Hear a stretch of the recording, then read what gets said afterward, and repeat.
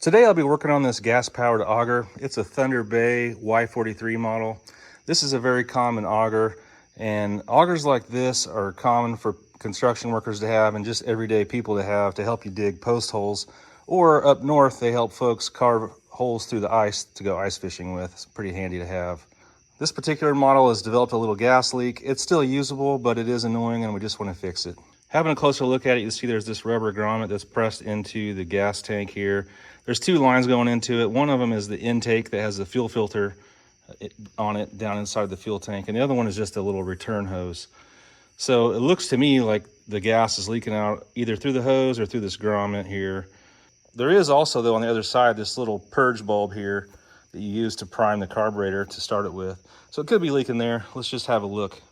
Just for better visibility, I'm going to remove this little black plastic intake cover. It just has a single Phillips screw here that needs removed. All right, now to have a little closer look at it, you see these two lines. I was cleaning up the grime on these lines, and this one was found to be basically broken. So that probably was where it was leaking. Probably had a crack in it, and it just broke off. So the good news is I already have a replacement part here. It's a 2-pack actually, and it has like a black grommet here with the fuel tubes and the fuel filters as well. So I'll put a link to this in the description in case you guys need this too. All right, here's the little replacement hose and grommet. It came with the little fuel filter that I can go ahead and put on here. This will hang down into the tank. All right, just for video visibility, I tied the little pull rope out of the way with a zip tie. I'm gonna go ahead and try to remove this little black grommet now. I'm just gonna try to pry it out of there gently and not break the fuel tank. There we go. Now remember, the hose on the left, as we're looking at it, is the longer one that probably has the fuel filter on the end of it. Yep.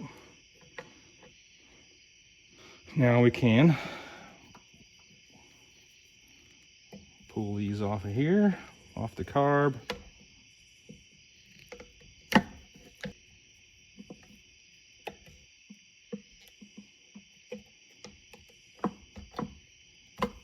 There we go. That one came off. Here's the old hose. It's pretty brittle.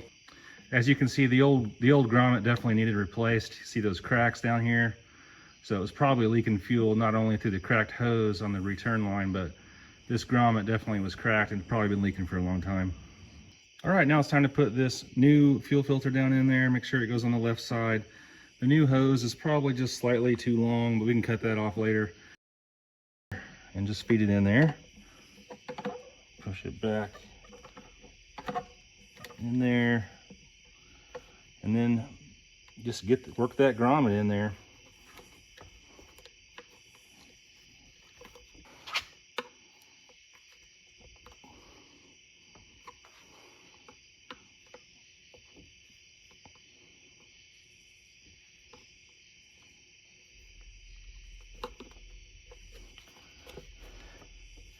It should be a very snug fit, but you can poke it in there with a screwdriver.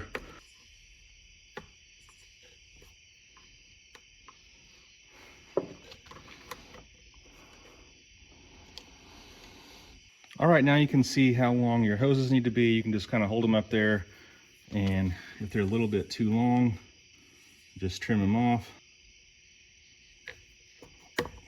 I'll go ahead and put it on. And then this other one, this is your intake hose.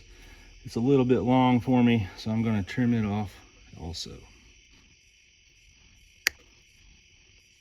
And now we can push it on to the carburetor.